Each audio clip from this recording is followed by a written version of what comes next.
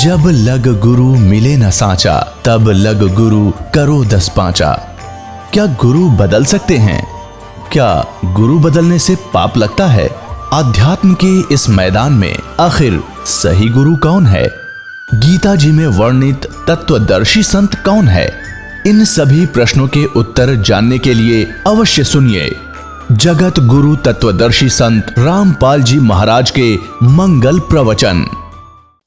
वेद पुराणी कथा कहानी, पढ़ पढ़ भूले अर्थ न खुले।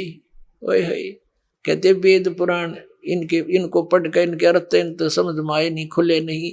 और इनकी और कुछ कहानी बुना बुना कर बकवाद गढ़ रखी समाज में। वेद पुराणी कथा कहानी, पढ़ पढ़ भूले अर्थ न खुले। यो भी बैदा है बैदे से भेद अलैदा। फिर क्या बताते हैं? सन्यासी बैरागी सेवड़े, ये तन पर छार लगाए हुए हैं, छार माने राख को। और 500 नार 2500 लड़के ये धूमधार मचाए हुए हैं। यो भी बैदा है बैदे से भेद अलैदा। यो भी बैदा, बैदा क्यों जान्या, सबने सतगुरु बैठे न्यू जान्या। गरीबदास जी से पूछा कि आप सब ने बताओ यो भी गलत, यो भी गलत, ये भी गलत, तो आपने कैसे पता लग गया? तो गरीबदास जी फैसला कर रहे हमने सतगुरु मिल गए न्यू जान्या। क्योंकि परमात्मा सतगुरु का रूप धारण करके आते हैं, वो परमात्मा स्वयं थे कबीर साहब। और सतगुरु भी और परमात्मा भी वो आप ही है, सच्चा ज्ञान देने आते हैं। क्या कहते हैं? बैरागी सन्यासी सेवड़े, तन पर छार लगा हुए हैं।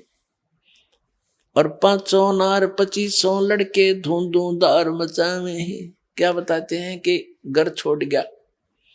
जैसे एक गरीबदास जी ने लिखा है, एक नारी त्याग दीनी 5 नारी गैल बे। पाया न द्वारा मुक्ति का सुखदेव करीबो सैल बे। एक औरत को ये बेचारे प्रेरित होकर ज्ञान से पुण्यात्मा घर त्याग कर चले जाते हैं। किस लिए? कि घर क्यों छोड़ा? कि उन्होंने अपनी पत्नी को त्यागा। किस लिए त्यागा?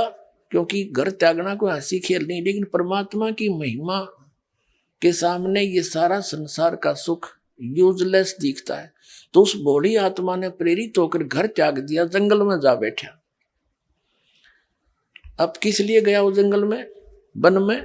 इसलिए गया कि घर पे उसकी पत्नी बाधक थी, उसमें उसकी आस्था बनी रही थी और वो भक्ति नहीं कर सका था। उसने अपने जुगाड़ में सोचा। ये परमात्मा कहते हैं, एक नारी त्याग दीनी और 5 नारी गैल बे। गैल माने विद, साथ है। कौन कौन सी? काम, क्रोध, मोह, लोभ, अहंकार। ये नारी को आपने इसलिए छोटा ही भक्तिवादक थी, और ये है सबसे ज्यादा भक्तिवादक था। तो इन 500 नारियां ने तो गेले फिर हर एक नारी छोड़कर जंगलों में दा धूना लाया। What is use? बिना ज्ञान के डले नो ढोरे थे हम। परमात्मा कहते हैं फिर वहां जाकर बैठ गया। कबीर साहब कहते हैं, कबीर ये मन के मारे बन गए और बन तज बस्ती माँ, कह कबीर के करूं यो बन मन त माने ना। एक व्यक्ति ऐसे प्रेरित हुआ, 2 बच्चे थे छोटे छोटे, एक 2 साल का, एक 2-3 वर्ष का, एक वर्ष का। प्रेरणा होगी, घर छोड़कर चला गया, साधु बन गया, फकीर। अब किसी संत का फंस गया। प्रेरणा देखो, साध परमात्मा की पानी की विधि संत बताते हैं, सबको पता है। वो फंस गया ऐसे नकली नाथ के, उसने पाट दिए कान, बना दिया बाबा, बड़ी बड़ी ढाडी लटा रखा दी। 12 वर्ष हो गए। फिर उसको कहा कि ले बेटा तू कुछ भिक्षा मांग लिया। 12 वर्ष के बाद वो भिक्षा मांगने गया। एक माई खड़ी भिक्षा देने आई, उसको एक बहन, उसका छोटा सा बालक एक तो गोदी में ले रही, एक उसका दामन पकड़ के, कमीज पकड़ के साथ साथ आ रहा है, एक हाथ में वह भिक्षा ले रही है और उसको डाल रही है। उसका वो अपनी पत्नी घर याद आ गया उस 12 वर्ष के बाद। उसने सोचा तू भी छोटे छोटे बालक छोड़ के आया था, और इस एकली औरत क्यों कर पाले भाई, इसका पति ना होते। उसको प्रेरणा फिर भर गई, क्यों ज्ञान तो था नहीं, वो सुख के डले डोल रखा थे। वो तो ये क्या करा करें, बाहर जो संत है ना ये क्या करेंगे, इन्हें भांग प्यावेंगे, इन्हें पता है जो समागी फिर बात जाएगा, तो उन्हें नो मूर्ख बना के रखे, सुल्फा प्याए जाएंगे, वो लाए सुंठ पड़ा रहे उड़े। तो ऐसे उस दिन उसका उतर रहा होगा थोड़ा बहुत, वो याद आएगी इसके। उसने सोची अग बाबा उस मेरी पत्नी ने बालक कैसे पाले होंगे, तो उसके मन में जो काल प्रेरणा मन की नो आ गई कि एक बार देख के ताना चाहिए, वो मर्गी एक जीव है। तो वो चला एक बार अपने घर की तरफ, फिर मन में आई अरे छोड़े ने वो ली जाली, फिर 10 कदम इधर चला, फिर ने सोची रे देख कान में की हरत से, यानी 6 बजे इधर चला 6 बजे इधर। आखिर में जोड़ी फेंक के उसने यही फैसला किया कि एक बार खेतों में देख आऊंगा मैं, खेत थे उनके, किसान था, कि वहां पता लग जाएगा, खेतों में काम कर रहे होंगे तो जीव है ना तो मर गए। तो उसने खेतों में जा रहा था, आवा था अपने खेत की तरफ, वहां उसकी पत्नी और उसका बड़ा छोटा भाई देवर, उसकी पत्नी का देवर यानी उस बाबा जी का भाई छोटा, वो खेतों में अपने अपने खेतों में काम कर रहे थे, बंटवारा कर रखा था। अब उसके देवर ने कहा उसकी अपनी भाभी ताई कि मेरा भाई आवे है। वह कहने लगी तू मजाक मत करा, अगर सारी अंत नहीं आई अच्छी बात लगे, मेरा क्यों याद दिवावे तू। उन्होंने बोला साची कहूं देखो वहां लग रहा। वह बोली ना ये तो बाबा जी है। वो बोला चाल तो लगे उससे कैसी, और हमारे खेता का नहीं बाबा के काम आने का वो पाओगा। वह बोली रहने दे। वो कहने लगा देख तू मेरा थोड़ा सा, वो बोली आ भी गया तो फिर जाएगा, न बोला रखता मैं दूंगा इसने, पर मेरा थोड़ा सा साथ दे दे तू। वो बोली क्या करूं, अगर मैं इस तुम्हारे खेत में है इस अपने अब दोनों का सादला मेड थी डोड़ा, और उसके 2 फुट 3 फुट अंदर बाबा जी वाले खेत में एक शीशम थी अच्छी मोटी भारा। न बोला मैं इसने कवाड़ियत काटूंगा, और तू शोर मचा दिए, अगर आज मेरा पति होता तो क्यों कर काट लेता, कैसे काट लेता तू मेरी की कर इस शीशम ने, आज मेरा धनी नहीं है ना, तो हर जगह अपनी जबरदस्ती करता है। वो बोली ठीक से। अब वो खेत में आली ले जाता, साथ में छोटा कुआड़ी हफ्ते के शीशम कट्टे थी, वो उसका लाग गया मारने, वह लगी शोर मचाने कि क्यों काटे हमारी शीशम ने। वो नो कहा मेरे खेत में है, वन बोली झूठ बोला, देख 2 फुट हमारे खेत 4 फुट मेरे खेत में है। तो फिर उसने जो बतलाई हुई थी बात वह सारी ऊंची ऊंची लाग गई बोलन कि आज मेरा खसम होता तो तू के काट लेता, देख सरे हम हंगा कर रहा। बाबा जी ने सोचा ये मेरा भाई है या पत्नी है, इनका क्या झगड़ा हो रहा हो। एक ज्वार थी, ज्वार खड़ी थी ऊंची ऊंची खेती, उसका वहां का बढ़ गया, सुनते लो जानते क्या बोल रहे हैं। उड़ा सुनी उन्हें सारी कहानी, ताकि तो भाई मारी शीशम न काट रहे हैं। तो वह कह रही थी कि देखो आज मेरा पति होता तू के काट लेता, देख सरेआम नो का मेरे खेत में। तो उसने सोची तो भाई बात बिगाड़ दी इसने, मारी शीशम काटे मारे खेत के में, और अपनी बतावे।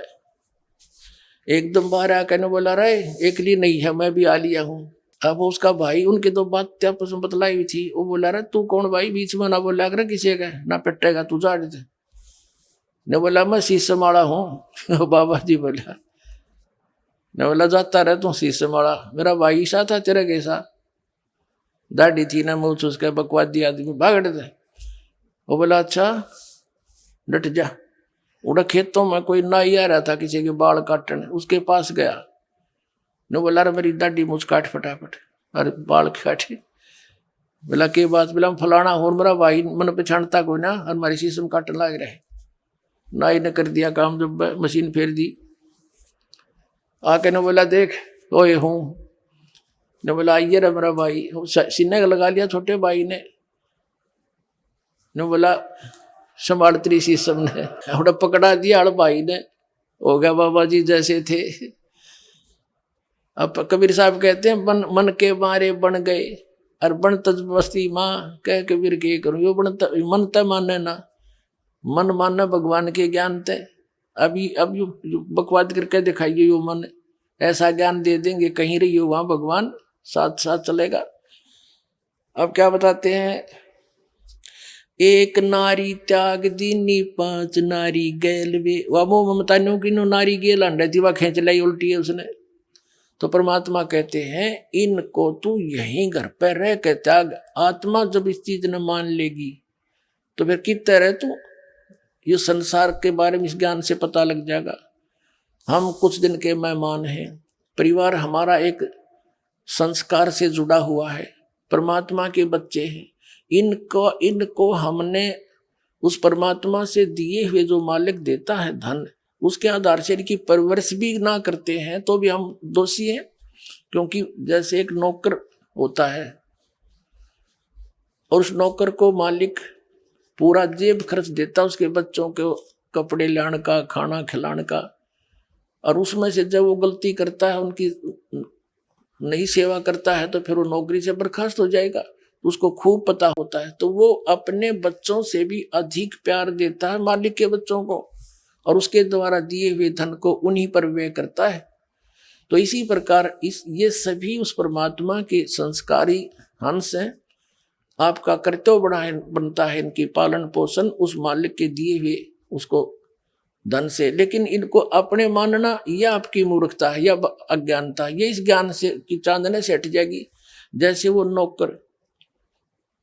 नौकरानी उन बच्चों को इतना प्यार करती है, अपनों से भी के लगभग अपने जैसा ही, और जब उसको वहां से नौकरी छूट जाती है फिर झांकती भी ना उसकी तरफ। उसको पहले पता था मेरे नहीं है, लेकिन मालिक के तो है, उनसे भी प्यार रखना है। तो ऐसे भाव बनेगा आपका एक दिन, ये सत्कर मान लियो, इस ज्ञान से बनेगा। और भक्ति की शक्ति आपके इस मन की बकवादों को सथिर कर देगी ना, नो की नो बात है। तो फिर डगमग होने की जरूरत है ना पड़े।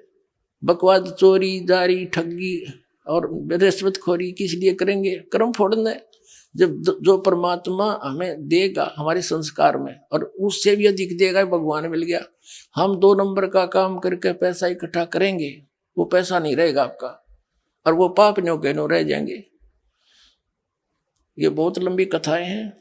और तो जो दास आपको बताना चाहा था कि ये इस प्रकार उस परमात्मा की भक्ति से, ज्ञान से, और इस तत्व ज्ञान के अंदर ये सारा निर्णायक ज्ञान है। इससे आपको उस परमात्मा के पाने में घर बैठे ही सुविधा रहेगी। जैसे कबीर साहब कहते हैं कि डंब करें डूंगर चढ़े, अंतर जीनी झूल, और जग जाने यो बंदगी करे, यो बोवे सूल बबूल। जैसे एक ऊंचे से टीले पे बैठा कर बाबा जी, हमने देखे कई जगह जहाँ सब ने दिखे, धूना ला लिया, चमटा गाड़ दिया, नो बैठा, तो आम आदमी प्रभावित होता। आत्मा तो देखती है कि वो भगत है, माथा टेकेंगे, उड़ा चढ़ावा शुरू हो जाएगा, उड़ा उसका आश्रम बन जाएगा। परमात्मा कहते हैं ये साधना है। कहते हैं डूंगर डंब करें, पाखंड करें, डूंगर चढ़े, ऊंचे पे बैठेंगे, और अंतर चीनी झूल, अंदर न्योकी ने वो 5 नारी तैयार बैठी, और जग जाना यू बंदगी करे, भक्ति करे, यू बोवे सूल बबूल। तो कबीर साहब कहते हैं घर छोड़कर चले गए, फलाहार करते हैं, नगरी में भी नहीं आते, आदमियों को देखकर भागकर गुफाओं में बढ़ जाते हैं। ऐसे साधु और भोली श्रद्धालु ने सोचा भाई महात्मा पड़ा है, वो हो तो आदमियों के दर्शन भी ना करता। कबीर साहब कहते हैं केले की कोपीन है, तन पे कपड़ा भी नहीं, केले का पत्ता बांध रखा पर्दे पे। केले की कोपीन है, फूल फान फल खाई, और नर का मुख नहीं देखते, तू बस्ती निकट नहीं जाई। वो जंगल के रोज है जो मनुष्यों बिद के जाई, निस्तिन फिरो उजाड़ में नो भगवान पावे नाई। डेरे डंडे खुश रहो खुश रे लेना मोक्ष, ये धरु प्रहलाद उधर गए बता घर में के दोष। जिन धरु और प्रहलाद को तुम पार मानते हो, ये घर में रहे, इनका ब्याह हुआ, बालक बच्चे थे, फिर सत साधना करो जो जिस सतर की उनने करी और वो घर में करी, उनको तुम मोक्ष मानते हो। और जो साधना हम बताएंगे, डेरे डंडे खुश रहो, यदि घर छोड़कर जानते हैं या केवल बाल ब्रह्मचारी रहने से भगवान मिले, तो ये जड़न शब्द पहले मिले। तो दुराचार बुरा बताया भगवान ने, कहते हैं डेरे डंडे खुश रहो, ये खुश रह लेना मोक्ष। थारे दर ऊपर प्रहलाद भी पार हो गए, फिर गृहस्थी में के दोष। तो इस प्रकार परमात्मा ने जो साधना बताई पुण्यात्माओं, ये सत्य है। और शास्त्र अनुकूल है, इसको ग्रहण करो, अपना कल्याण करवाओ। बोलो सतगुरुदेव।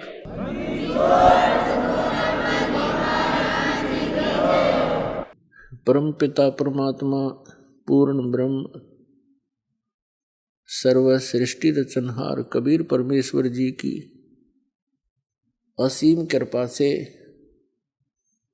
आप पुण्यात्माओं को ये सत्संग सुनने को प्राप्त हुआ। सौभाग्य है आपका, आपको ऐसे समय में मानव शरीर प्राप्त हुआ जिस समय में परमात्मा ने ये मोक्ष मार्ग, यथार्थ भक्ति मार्ग, सत्य साधना, सत्य ज्ञान अब सार्वजनिक करने का आदेश दे रखा था। पुण्यात्माओं, सत्संग में आने से प्राणी को ज्ञान होता है। ये मानव शरीर अन्य प्राणियों की तुलना में कितना भिन्न है, इसमें हमें कितनी सुविधाएं प्राप्त हैं, इसका कारण क्या है? वही आत्मा पहले मानव शरीर में थे, अब वो चले गए पशु और पक्षियों की योनियों में। वो क्यों चले गए और क्या हम नहीं चले जाएंगे? तो यदि हम भी उन योनियों को प्राप्त करेंगे तो कितना कष्ट आप जी को होगा। अब तो आप मानव शरीर प्राप्त हैं, सब सुविधाएं उपलब्ध हैं, जिस कारण से आपके कभी भी मन में ये बात नहीं आती कि जो प्राणी कुत्ते और गधे, बैल, भैंस, कीड़े मकोड़ों की योनियों में कष्ट उठा रहे हैं, ये क्यों इतना दुखी है? हमने एक साधारण सी सामान्य सी सोच बना रखी है कि ये तो कुत्ते गधे सूअर ऐसे ही दुख पाया ही करते हैं, और हम आगे चल पड़ते हैं, अपने विचारधारा को कहीं और ही सेट कर लेते हैं। ये सब अभाव किस कारण से है? ये सब सोच, ये हम इधर ध्यान नहीं देते। इसका कारण क्या है? इसका कारण है कि हमें सत्संग नहीं मिला, और सत्संग मिलता है सतगुरु से, और सतगुरु का अभाव हमारे लिए बहुत बड़ा हानिकारक रहा अभी तक। जब तक आप जी को सत्संग प्राप्त नहीं होगा, आपकी धारणा एक जन साधारण की तरह उन प्रतिदिन के कार्यों में ही बनी रहेगी, आपकी आस्था उन्हीं में बनी रहेगी। जैसा कि हमें तत्व ज्ञान होने से पूर्व हमारा जो दिनचर्या थी, जो हमारा उद्देश्य था, टारगेट था, वो क्या था? बच्चे थे, शिक्षा ग्रहण करेंगे, अच्छी पोस्ट प्राप्त हो जाएगी, विवाह हुआ, संतान होगी, इनको पाल पोस देंगे, इनका विवाह कर देंगे, बस फिर हम बेशक मर जाएं, हमारा काम पूरा हो गया। इतना ज्ञान था हमें। मानव जीवन का क्या इतना ही कार्य था? ये तो पशु पक्षी भी करते हैं और मनुष्य से ज्यादा प्यार से करते हैं। एक बंदरिया अपने बच्चे को सीने से लगाए फिरती है, उछल कूद मचाती रहती है। एक चिड़िया अपने बच्चे के, एक पक्षी अपने बच्चों को आहार खिलाता है, पहले जंगल से अपने मुख में भर के लाता उनके लिए, और अपने मुख से निकाल कर उनको देता है। इतनी ममता उनके अंदर भी है। और यही कर्म अगर मनुष्य का था तो फिर क्या फायदा है मनुष्य जीवन को इतनी सुविधा देने का। इसका मूल उद्देश्य कुछ और है जो आपको सत्संग से पता चलेगा, और हमें भी फिर सत्संग से पता चला। जो भक्त आत्माएं अन्य संतों के पास जाते हैं वो भी सोचते हैं कि हम सत्संग सुन रहे, ये उनकी बहुत बड़ी भूल है, उनके पास सत्संग नहीं है। दास ये कहे कि इस ब्रह्मांड में 21 ब्रह्मांड में इस दास के अतिरिक्त वर्तमान में किसी के पास सत्संग नहीं है, तो ये बात भले ही भगत समाज को खटके एक बार, लेकिन ये सत्य से परिपूर्ण है।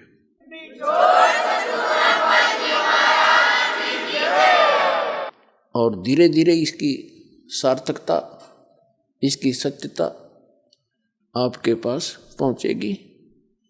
फिर आप इस दास के इन वचनों को सुनकर आंखों से आंसू बहाया करोगे कि सचमुच वो ज्ञान था, उनको कह कह का पता नहीं, लाखों लोगों को भ्रमित किए बैठे हैं वो लोग। अब सत्संग है या असत्संग है, इसका ज्ञान कहाँ से होगा? उसके लिए परमात्मा ने स्वयं आकर के ज्ञान दिया है, कबीर भगवान ने, कबीर परमेश्वर जी ने। उस समय वो परमात्मा स्वयं सतगुरु रूप में आए थे, लेकिन वो परमात्मा भी थे। वो आते ही इस लोक में इस उद्देश्य से हैं कि मैं अपने बच्चों को, अपनी आत्माओं को अपनी जानकारी स्वयं बताऊं, सत्य सत्य बताऊं, सच्ची साधना इनको बताऊं, और ये इस साधना इस विधि से करके इस प्रकार मर्यादा में रह करके ये यहाँ काल के जाल से निकलकर सतलोक आ जावे। प्रत्येक युग में कबीर परमात्मा आते हैं और यही यथार्थ ज्ञान जो दास आपको सुना रहा है, ये उसी परमेश्वर कबीर जी का दिया हुआ है। और दास ने उन्हीं की कृपा से, कबीर परमेश्वर जी की रजा से, गुरुदेव की दया से इस ज्ञान को यथावत समझा है और वो आपको सुनाया है। यही ज्ञान परमात्मा चारों युगों में आते हैं, हमें सुनाने की चेष्टा करते हैं, लेकिन उस समय हम उस परमेश्वर पर विश्वास नहीं करते, क्योंकि सतयुग त्रेता द्वापर में हम दुखी नहीं होते। मानव दुखी नहीं होता, उसमें विशेष सुविधाएं रहती हैं। सतयुग में तो बहुत ही पुण्यकर्मी प्राणियों का जन्म होता है,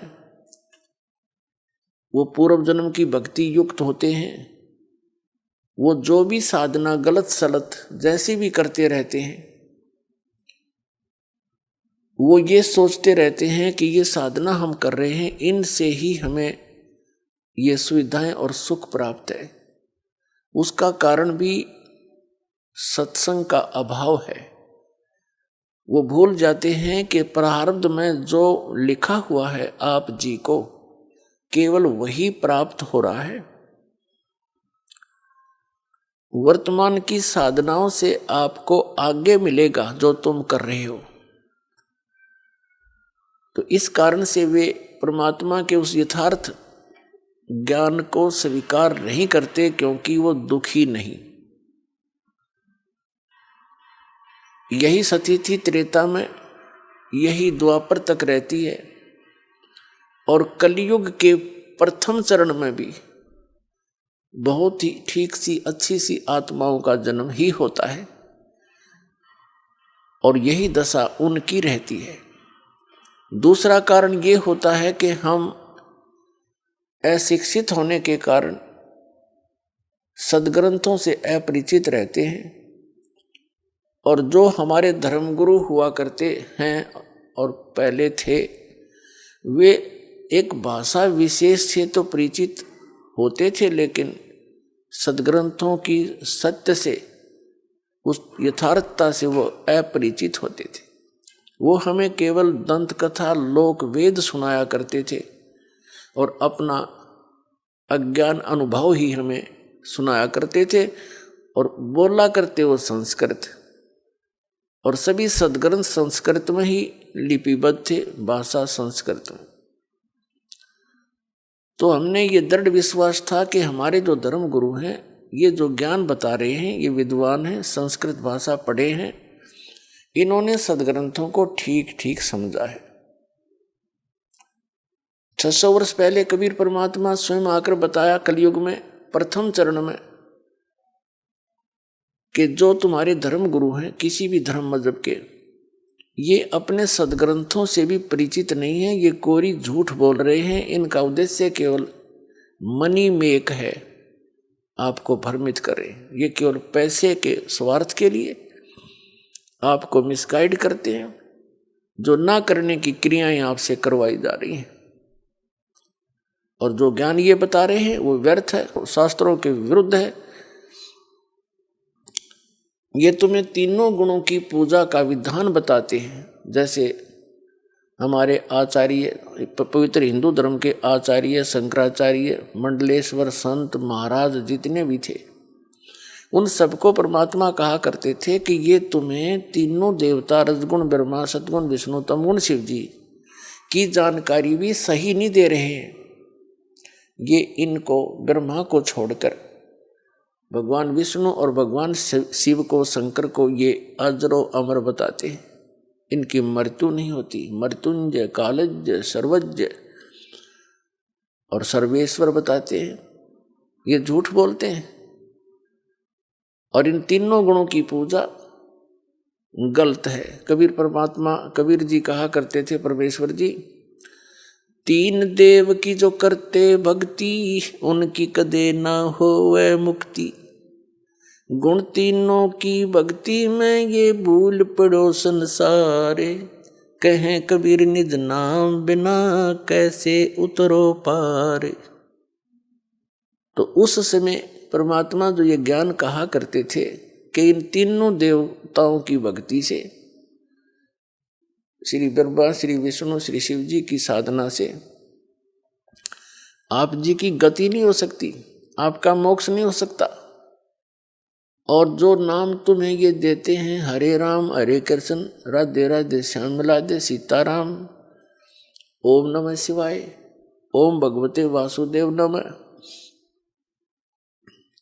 और भी अन्य सहस्रनामा विष्णु जी का बना कर आपको दे रहे हैं, ये मंत्र वास्तविक नहीं है। और वास्तविक नाम के बिना जीव का मोक्ष नहीं हो सकता। रोगी है, उसको यथार्थ औषधि नहीं मिलेगी, उसका रोग कैसे नाश होगा। और उसको कोई ऐसे भांग खिलावा है और कहता है मैं तेरा रोग नाश की दवाई दे रहा हूं, तो वैद्य की औषधि को वैद्य ही बताता है। तो उस समय हम अशिक्षित थे, परमात्मा पर अविश्वास हुआ, उनके ज्ञान पर, और हमारे धर्म गुरु जो हमें टोटली सारा का सारा शास्त्र विरुद्ध ज्ञान और साधना समाधान बता रहे थे, उस पर हमें विश्वास रहा। तो उस समय जो कलयुग के प्रारंभ में भी अच्छी आत्माओं का ही, बहुत सी अच्छी आत्माओं का जन्म होता है। आप जो हमारी उम्र के हैं इनको पता है, आज से 50 वर्ष पहले जब हम कुछ जानने योग्य हुए थे छोटी आयु में, उस समय के लोगों के विचार, उनके अंदर कितनी सहनशीलता, आपस में प्यार भाव, और वो तकरीबन सभी ठीक रहते थे, स्वस्थ भी रहते थे, उनके परिवार भी स्वस्थ रहते थे, कोई विशेष आपत्ति नहीं आती थी एक आध परिवार को छोड़कर। तो वो अच्छी आत्माएं थी, उनके पिछले जन्म के संस्कार ही उनको प्राप्त थे, और वो बिल्कुल भक्ति भी नहीं करते थे, क्योंकि दास का जन्म जिस वर्ण में हुआ है, इस किसान जाट वर्ण में, तो वो भक्ति नहीं करते थे। विशेषकर जो दास का जन्म सोनीपत डिस्ट्रिक्ट हरियाणा में हुआ, तो वहाँ से खूब परिचित है उन व्यक्तियों से। अच्छी आत्माएं थी, कर्मठ थे, उनका विधान केवल इतना ही था, अपना कर ले और खा ले कर दे दे। इसमें वो दृढ़ थे, लेकिन भक्ति के आसपास नहीं थे। और फिर भी सबको सारी सुविधाएं थी, बच्चे भी ठीक थे, उनके आगे संतानें भी थी एक आधे को छोड़कर, और वो बिल्कुल भक्ति नहीं करते थे। सारा दिन होका पाड़े, ताश खेल, या कि मैं और बात बतलावे। राम नाम तो उनका मुंह पकड़े, दास ने सुना नहीं। रिश्तेदारियों तक का भी खूब ज्ञान है मुझे, और घर का भी, अपने परिवार का और अपने गांव का। के हो गया को सारे गांव में 10-20 व्यक्ति कोई धार्मिक से, वो अलग बात है। वो भक्ति करते हों, वो भी जैसे लोक वेद की। तो कहने का भाव यह है कि वो अच्छी आत्माएं थी, और वो साधना करते या ना करते उनको सब सुविधाएं प्राप्त थी। तो ऐसे ही परमात्मा जब आए तीनों युगों में और चौथे युग कलयुग में, उस समय ये प्राणी गणा दुखी नहीं था, और परमात्मा के उन वचनों पर विश्वास इसलिए भी नहीं हुआ क्योंकि वो अशिक्षित थे, और जो विशेष थोड़े बहुत दुखी थे वो परमात्मा की शरण में आए और सुखी हो गए। अन्य जो ठीक उनका सुविधा थी वो परमात्मा की शरण में नहीं आए। केवल दुखी व्यक्ति ही कबीर परमात्मा की शरण में उस समय आए, और वो अशिक्षित होने के कारण भी परमात्मा को परमात्मा नहीं मान सके। उनको सुविधाएं भी बहुत दी जो दुखी टाइप के व्यक्ति थे। तो कहने का भाव दास का इस सारे विचारों का निष्कर्ष ये है कि उस समय परमात्मा द्वारा बताई गई साधना को हम स्वीकार नहीं कर सके, क्योंकि जो साधनाएं अन्य व्यक्ति जो परमात्मा कबीर जी की शरण में नहीं आए थे, जो अन्य जो भी साधना कर रहे थे, वो उनसे भी उनको राहत थी पूरी, लेकिन वो सोच रहे थे इस साधना से हमें राहत है। वो थे उनके प्रारब्ध के संस्कार, उन्हीं से उनको जो कुछ हो रहा था उसी से वो संतुष्ट थे कि मैं जो मंदिर में जाता हूँ इसी से मुझे लाभ है, कोई मैं गायत्री मंत्र जाप करता हूँ इसी से मुझे सब कुछ मिल रहा है। तो ये उनके तत्व ज्ञान के अभाव का कारण था, उनको तत्व ज्ञान नहीं था। और जो दुखी थे, महादुखी थे, वो कबीर साहब की शरण में आकर सुखी हो गए। उनको सिर्फ इतना सहारा मिल गया कि हमें ये सिद्ध पुरुष है और हमें राहत मिल गई। दूसरे दुखी नहीं थे, वो आए नहीं, कहने लगे हमें तो जो साधना कर रहे हैं वो बिल्कुल सही है। तो इस प्रकार इस तत्व ज्ञान का अभाव यानी सत्संग की कमी और अशिक्षा, ये हमारे लिए अभी तक आड़े अड़ी रही भगवान के पहचानने में और भगवान के इस ज्ञान को जानने में। परमेश्वर कबीर जी ने 600 वर्ष पहले अपनी प्यारी आत्मा धर्मदास जी से कहा था कि धर्मदास, जब कलयुग की बिचली पीढ़ी का समय आएगा उस समय इनको शिक्षित किया जाएगा और उस समय इनको मैं पुनः आऊंगा और यथार्थ ज्ञान कराऊंगा। क्योंकि धर्मदास जी बड़े चिंतित थे, विशेषकर उस समय चिंतित हुए जिस समय परमात्मा ने एक लीला की थी कबीर जी ने, ये देखने के लिए कि जो मेरी शरण में आए हैं उसमें 64 लाख शिष्य कबीर परमेश्वर जी के हुए थे। सन 1398 में कबीर परमात्मा जी सतलोक से चलकर आए थे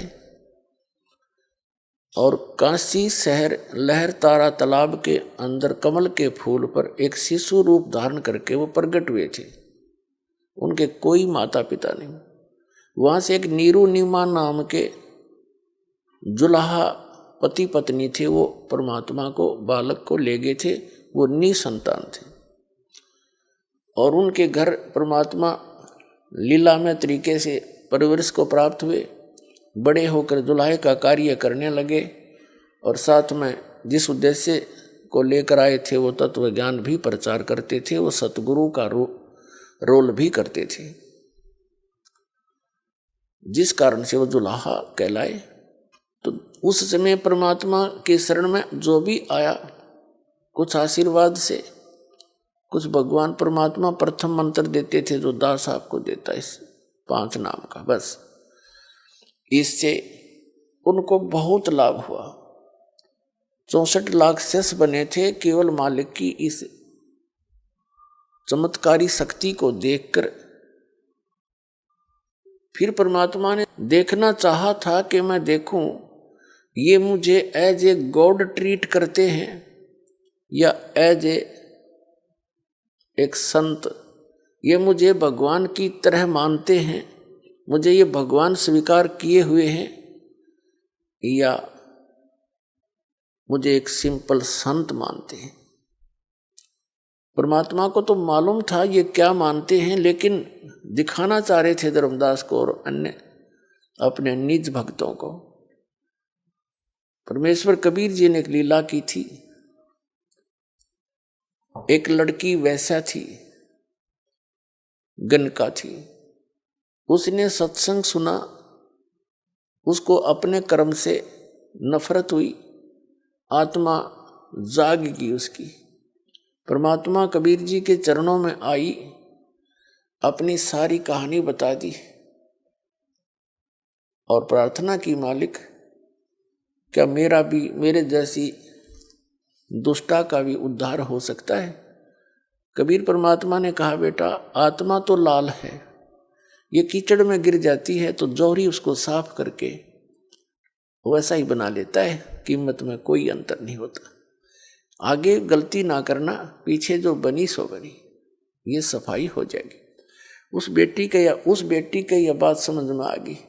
उसी दिन से अपना वो दुष्कर्म त्यागा और परमेश्वर कबीर जी की शरण में शिष्या बनकर अधिक से अधिक सत्संग श्रवण करने के लिए आने लगी। अब जब सत्संग के अंदर वो गणिका सुप्रसिद्ध काशी की वैश्या थी, सबको पता था, परमात्मा के सत्संग में आने लगी, कबीर जी के सत्संग में, तो उनके शिष्य ही उस लड़की को भला बुरा कहने लगे। तू यहां मत आया कर, बदनाम करवाएगी हैं। और तो उस लड़की ने परमात्मा जी से, गुरुदेव से कहा, गुरुदेव वो सारी कहानी बताई कि कुछ भक्त, कुछ माई मुझे हे दृष्टि से देखते हैं और मुझे यहाँ आने के लिए मना करते हैं। तो परमात्मा ने सत्संग के माध्यम से सभी को बहुत कुछ संकेत दिए, बताने की चेष्टा की कि कुष्टी हो संत बंदगी कीजिए, हो वैसा के विश्वास चरण चित दीजिए। क्या बताते थे कि यदि कोई भक्त कोढ़ी भी है, उसका चाम भी चू रहा है और उसने दीक्षा ले रखी है, उससे नफरत ना करना, उससे भी सच्चाई बोलना, प्यार से डील करना उसको, क्योंकि वो भक्त है, परमात्मा की आत्मा है और धीरे धीरे वो कल्याण हो जाएगा उसका। ऐसे ही बताते हैं, हो वैसा के विश्वास चरण चित दीजिए। यदि कोई गणिका भी हो और वो भगवान पर विश्वास रखती है, उसको भी एक भक्त भगतमती बहन रूप में ट्रीट करना, अपनी आत्मा में दोष देना देखना उसके प्रति, क्योंकि वो भगवान की बच्ची है। धीरे धीरे बुराई छूटेगी, क्योंकि जब तक मैला कपड़ा साबुन और जल के संपर्क में आवेगा नहीं तो निर्मल कैसे होगा। तो ये सत्संग एक जल और साबुन दोनों का काम करता है। यहाँ आएंगे, कोई शराब पीता है, कोई सिगरेट पीता है, कोई मांस खाता है, कोई रिश्वत लेता है, कोई चोरी करता है, कोई दुराचार करता है, यहाँ आएंगे, उनको पता चलेगा, उनकी आत्मा साफ होगी तो तभी बुराई छूटेंगी। चाहे कोई डाके मारता है, चोर है, जब उसको पता चलेगा तू ऐसा जुल्म कर रहा है, इसको कहाँ भरेगा, कीड़े पड़ेंगे कुत्ता बनकर सिर में, खाज लगेगी, माया यही रह जाएगी, तू लूट लूट कर जा रहा है, ले जा रहा है, या कोई भी बुराई कर रहा है, उसका कितना भयंकर परिणाम तुझे भोगना पड़ेगा। तो अज्ञानता से गलतियां बड़े बड़े महापुरुषों से भी होगी, और अच्छी आत्माएं तुरंत त्याग देती हैं, सतर्क हो जाती हैं, आगे फूक फूक कर कदम रखती हैं। तो ज्ञान सत्संग से ही होता है। कोई भी यहाँ आओ, सत्संग एक ओपन सथल होता है, सबके लिए अलाउड है, और सत्संग सुनेंगे तो बुराई छूटेगी। बहुत कुछ परमात्मा समझाया करते थे, लेकिन एक और हमारे अंदर दोष है, हम गुरुदेव से अतिरिक्त अपने को ज्यादा बुद्धिमान मानने लग जाते हैं, और जब सुख हो जाता है, क्योंकि ये तो एक सुख का सागर है कबीर परमात्मा, इनकी शरण में आने से जीव को सुख तो होगा ही होगा। जैसे एसी रूम है, एयर कंडीशनर, और उसके अंदर कोई आता है गर्मी में, उसमें तो आती इसको राहत मिलेगी मिलेगी, वो वातावरण ऐसा है। तो सुख होते ही हमारे अंदर एक दोष है, हम भगवान से ही दूर होना प्रारंभ कर देते। तो कबीर साहब कहते हैं वो दुख भी आप, वो सुख भी आपके लिए एक, आपके लिए जो है ना, एक बहुत बुरा सिद्ध हो गया, अभिशाप बन गया आपके लिए। तो यही कारण रहा कि वो लोग परमात्मा के सुने हुए वचनों पर अमल कम करने लगे, और अपने मते से अधिक व्यवस्था करने लगे सत्संग के अंदर। और ये सबसे बड़ी मार खाता प्राणी, अपना अपना मता नहीं चल सकता, या तो जो सतगुरु का आदेश हो उसी को सिरोधार्य रखे। यदि हम इसे बुद्धिमान होते तो पहले यहाँ इसी ज्ञान को ग्रहण किए होते, हम पहले बुराइयां छोड़ चुके होते। ऐसा निर्मल ज्ञान जो परमात्मा कबीर जी ने दिया, ये हमें पहले ही प्राप्त होता।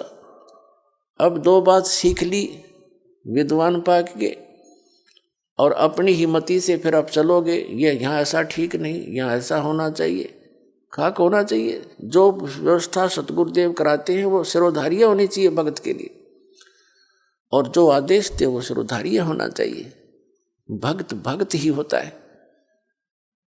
तो नहीं, उनके गले उतरी नहीं यह बात। परमात्मा समझ गए कि ये अब भक्तिहीन हो गए हैं, क्योंकि गुरु जी के वचन की अवहेलना करने से नाम खंडित हो जाता है। इन सभी समीकरणों को देखकर परमात्मा ने एक दिन सोचा कि ला इनकी अच्छी तरह फड़क निकाल दूं, क्योंकि जो आत्मा कोई जैसे कोई बुराई घनी कर रखी हो तो उसने अपने पाप दिखाई देते हैं। वो ज़्यादा से ज़्यादा सत्संग अटेंड करता है, ज़्यादा से ज़्यादा सेवा करने की चेष्टा करता है। आइए अब हम उन श्रद्धालुओं के अनुभव जानते हैं जो जगत गुरु तत्वदर्शी संत रामपाल जी महाराज जी से दीक्षा प्राप्त कर चुके हैं तथा उनके द्वारा बताए गए भक्ति मार्ग पर चल रहे हैं। नमस्कार सर। नमस्ते सर, क्या नाम है आपका? रामकिशोर जी।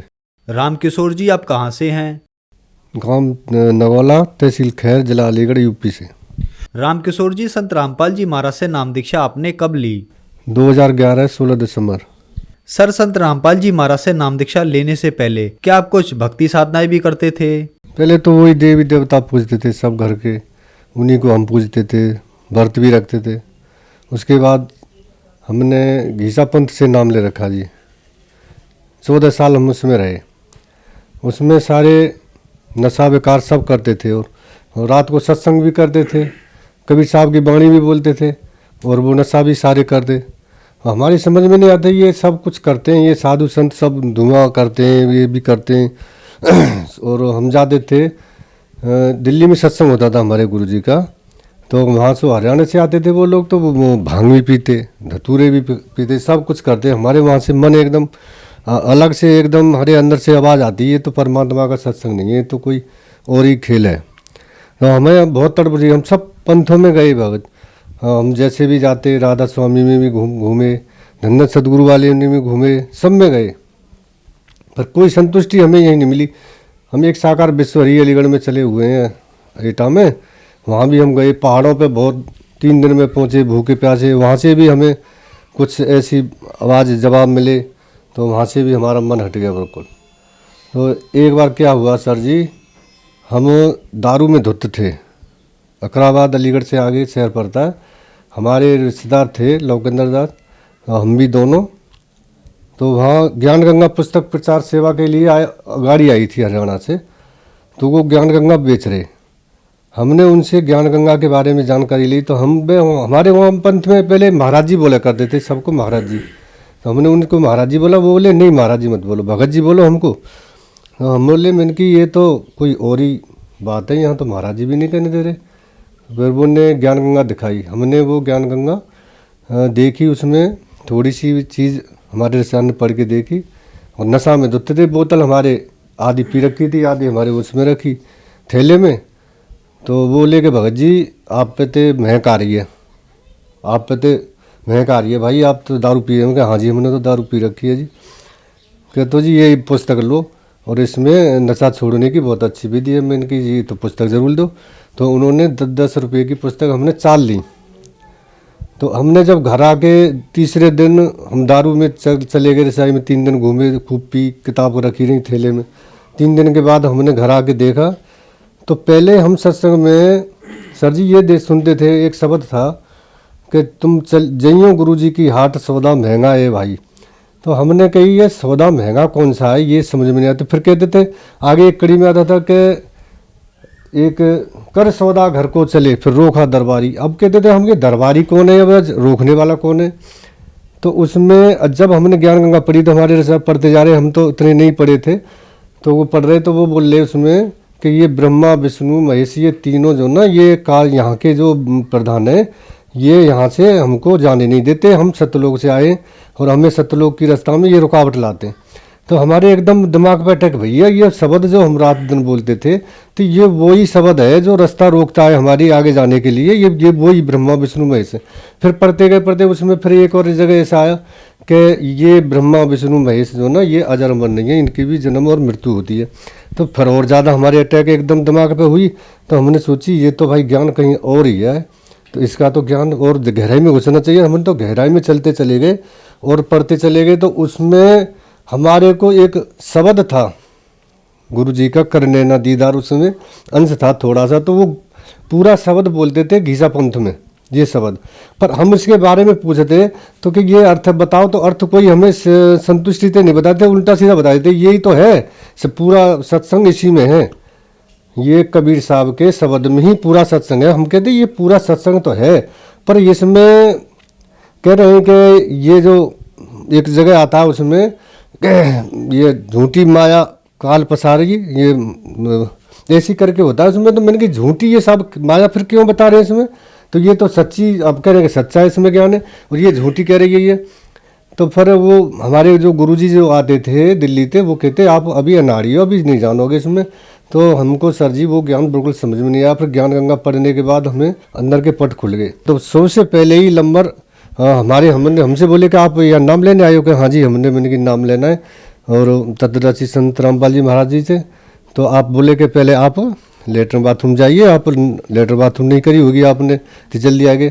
तो हम लेटर बाथरूम में गए, हमने अंदर जाके देखी है वो, उसमें तो इतनी सफाई, वही इतनी सफाई तो जीवन में कहीं नहीं देखी है मैंने इतने सुंदर लेटर बाथरूम जितने, और अंदर इतनी सफाई। तो हमने जाते ही लेटर बाथरूम में हम नहा धो के जब आए, तो बाहर आके ने फार्म भरे हमारे, फिर उसमें कुछ नियम बताए। ये बोले कि आपको नशा वशा, ये दारू वारू, ये मांस वगैरह ये कुछ नहीं खाना। मैंने कि ये तो बहुत अच्छी बात बता रहे हैं। तो हमने वहाँ से फार्म भरवा। फार्म भरते समय थोड़ी मन में भारापन आया वैसे, पर मालिक ने दया करी, संत रामपाल जी महाराज की दया से फिर नाम ले लिया हमने। सर, संत रामपाल जी महाराज से नाम दीक्षा लेने के बाद आपको क्या लाभ प्राप्त हुए? सर जी लाभ तो बहुत हुए, गिनाए तो बहुत समय लग जाएगा, इतने लाभ हुए, पल पल पे लाभ होते मालिक के। हम जन्म से ही बीमार हुए, जन्म से ही हमारी छोटी सी आयु थी, हमारी मम्मी बताती जब तेरी मृत्यु हो गई तू 24 घंटे तक मेरे तब पड़ा रहा, डॉक्टरों ने भी मना कर दिया। तो मैं जब उस समय छोटा 5 साल की आयु में, तो मैंने कबीर पनवेश्वर को काले कपड़ों में और घुटनों तक के वो पजामा में मैंने दर्शन किए मालिक के। तो मालिक ने मुझे कही कि आप तू जा नीचे, और तेरी आयु अभी बहुत मैं दे रहा हूँ अपने वास्ते, तू अभी और जिएगा। तो मैं भगत जी सर जी मैं क्या बताऊँ, उस समय मेरी उम्र तो कम थी, पर वो कबीर साहब का चेहरा मेरे आंखों पे उस दिन से ऐसे जड़ गया। मैं सोचता था कि कोई न कोई तो होगा जो इस फोटो के संत होगा। तो मैं जैसे ही सादरा दिल्ली जब नाम लेने गए, तो काले कपड़ों में वो फोटो लगा हुआ था माँ कबीर पनवेश्वर का। मैं देख के मेरे आंखों से आंसू आ गए। मैं बहुत मुँह पे कपड़ा रख के रोता रहा। मैंने कि ये परमात्मा, ये तो वही संत हैं जिन्होंने मुझे जीवित किया था।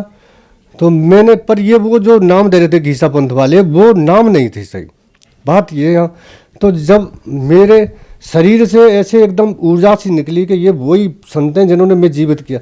वो वहाँ 14 साल हमने भक्ति कर, मेरे को कोई ना लाभ हुआ, ना शरीर में कोई शांति हुई, ना घर में पैसे की कोई वृद्धि हुई।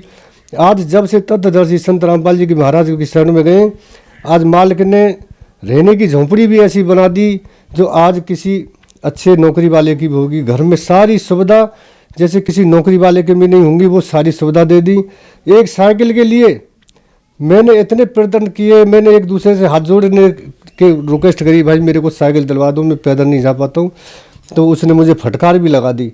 मेरे रिश्तेदार भी मुँह से मुँह मोड़ देते कि कहते थे ये तो पैसे के लिए आया होगा, इसके पास पैसे नहीं है इसलिए जब आया होगा। नहीं कोई मेरे को सीधे मुँह बात नहीं करता था। और जब मैं दारू पीता था सब मेरे को अच्छा कहते थे। जब मैंने पूर्ण परमात्मा संत रामपाल जी महाराज से नाम लिया तो आज मुझे पागल कहते हैं। और जब मुझे सही कहते थे जब मैं पागल था।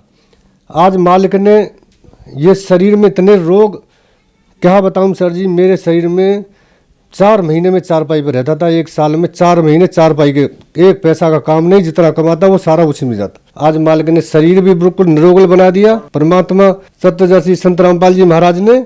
और सब कुछ घर में सब चीज़ की मौज कर दी मालिक ने, सब कुछ दे दिया।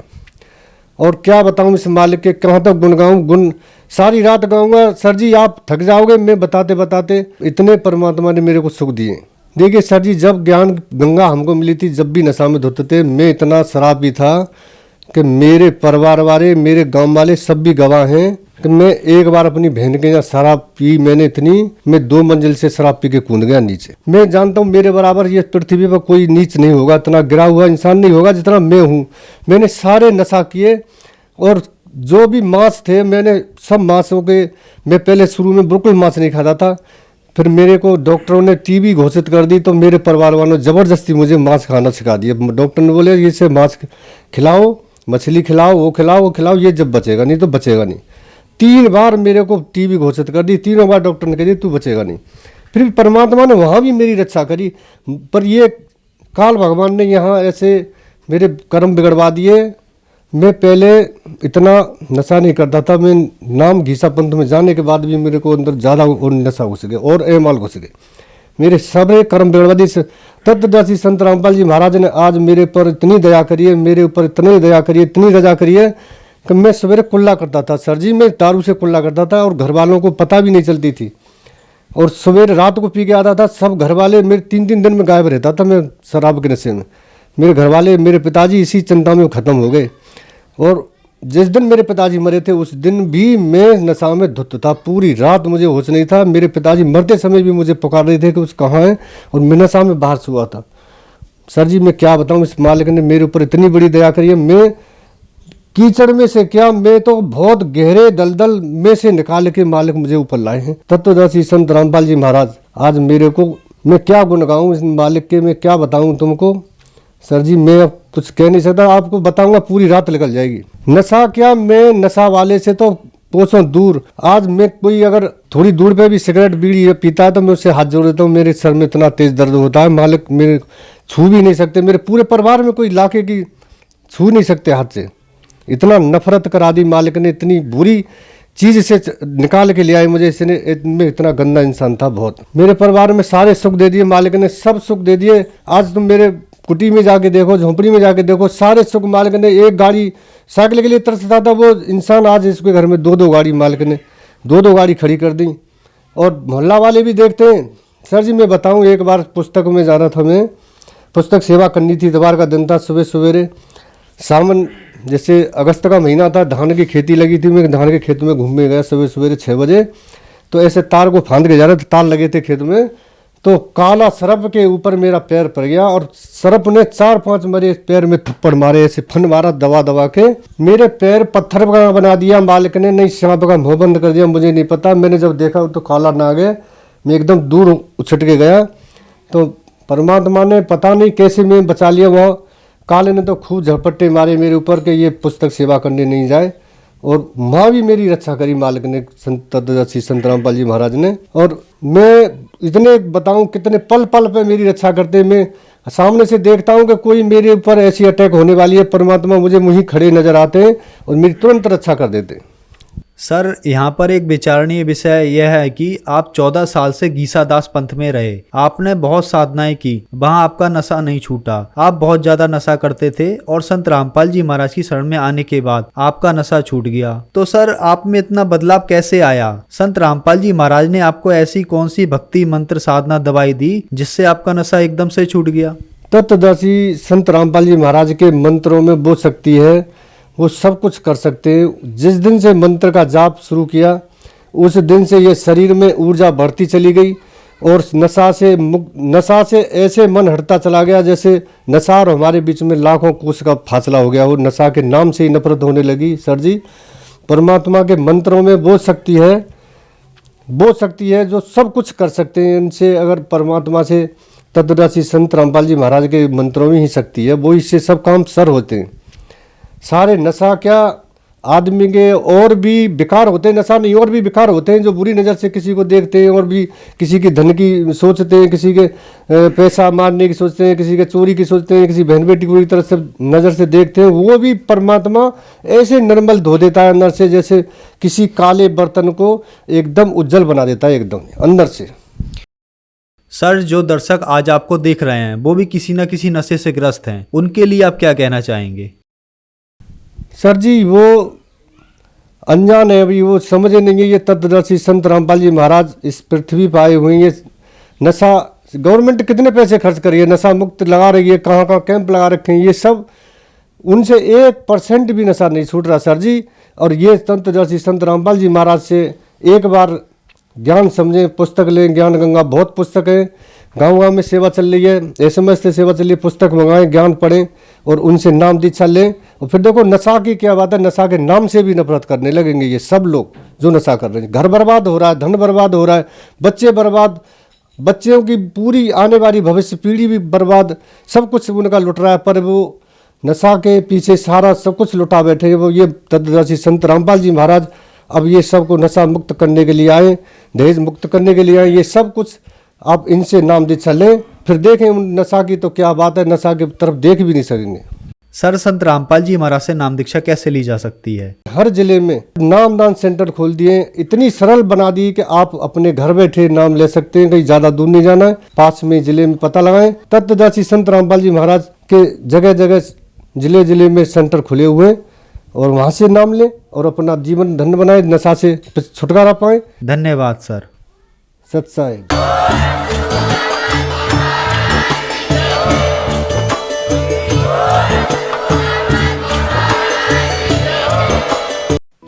आप सुन रहे थे जगत गुरु तत्वदर्शी संत रामपाल जी महाराज के मंगल प्रवचन।